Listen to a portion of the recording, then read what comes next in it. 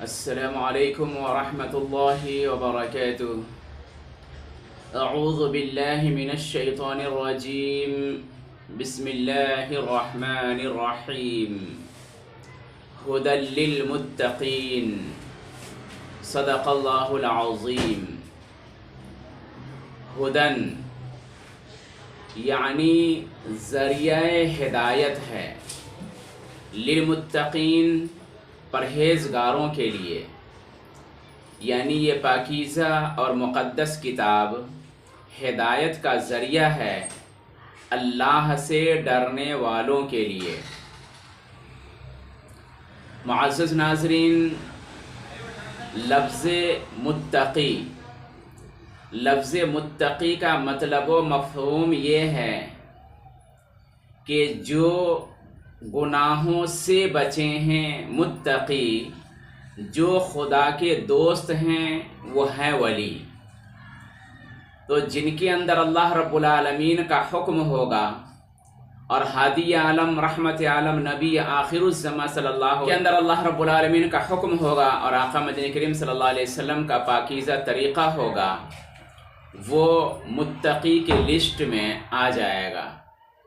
رضی اللہ تعالی سیدنا حضرت عمر فاروق رضی اللہ تعالی عنہ نے سیدنا حضرت ابی بن کعب رضی اللہ تعالی عنہ سے دریافت فرمایا کہ تقوی کیا ہے؟ جواب ارشاد فرمایا کہ تقوی کا مطلب و مفہوم یوں سمجھو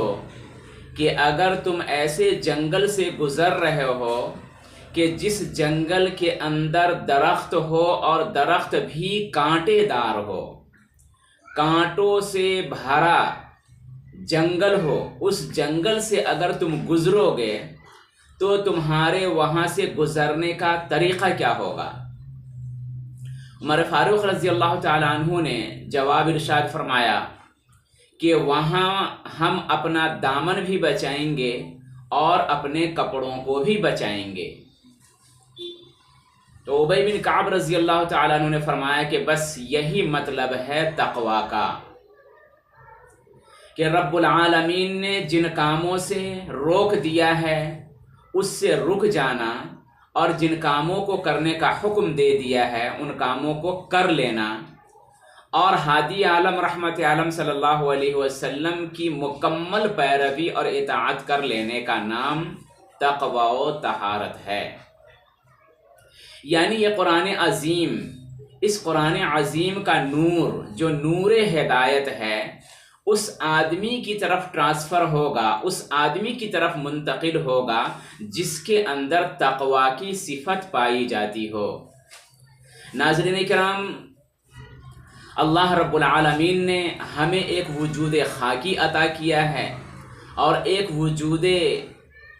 روحانی عطا کی ہے، یعنی ہماری ایک جسمانی دنیا ہے اور ایک روحانی دنیا ہے۔ تو جسمانی دنیا کی غذائیں کیا ہے؟ جسمانی دنیا یعنی ہماری وجود خاکی کس طرح سے بیمار پڑتی ہے، اس کا علاج کیا ہے، وہ تو ہم سبوں کو معلوم ہے، لیکن ہمیں یہ بھی معلوم ہونا چاہیے کہ وجود روحانی جو ہے، ہماری جو روحانی دنیا ہے وہ بھی بیمار پڑ جاتی ہے۔ اور روحانی دنیا کی بیماریاں کیا کیا ہے؟ روحانی دنیا کی بیماریاں ہیں حسد، جلن، کینہ، کپٹ، بغض، عداوت، دشمنی۔ اپنے سامنے والے بھائیوں کو بہنوں کو دیکھ کر کے جلنا کہ ان کے پاس اتنا عالیشان مکان کیوں بن گیا، یہ اتنے اچھے کپڑے کیوں پہنتے ہیں، یہ اتنے چین و سکون سے کیوں رہتے ہیں، اتنی اطمینان کی زندگی کیسے گزار رہے ہیں، دن بدن انہیں ترقی کیسے مل رہی ہے۔ یہ وہ بیماریاں ہیں جن بیماریوں کا تعلق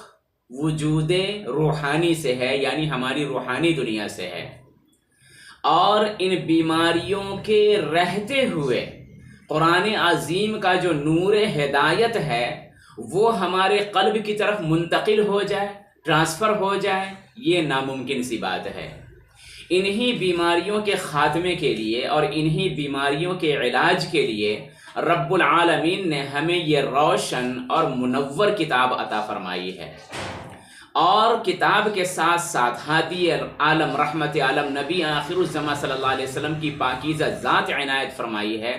آپ اس قرآن مقدس سے ہمارا تزکیہ نفس کرتے ہیں، یعنی ہماری روحوں کی جو بیماریاں ہیں ان بیماریوں کا علاج کرتے ہیں۔ تو یہ قرآن عظیم اور آقا مدنی کریم صلی اللہ علیہ وسلم کی ذات گرامی ہماری روحانی دنیا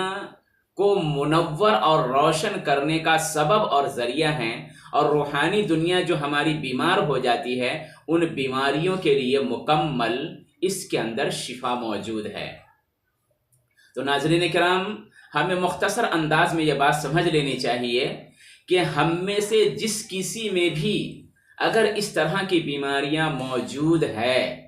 تو قرآن عظیم کا مکمل فائدہ ہمیں حاصل نہیں ہو سکتا ہے، چونکہ یہ جو بیماریاں ہیں یہ بیماریاں انسان کی روحانی دنیا کو تباہ و برباد کر دیتی ہے، اور جس کی روحانی دنیا تباہ و برباد ہو جائے بظاہر کتنا ہی وہ آباد دکھتا ہو، لیکن حقیقت میں وہ اللہ کی نظر میں اور رسول اللہ صلی اللہ علیہ وسلم کی نظر میں وہ مکمل برباد ہے۔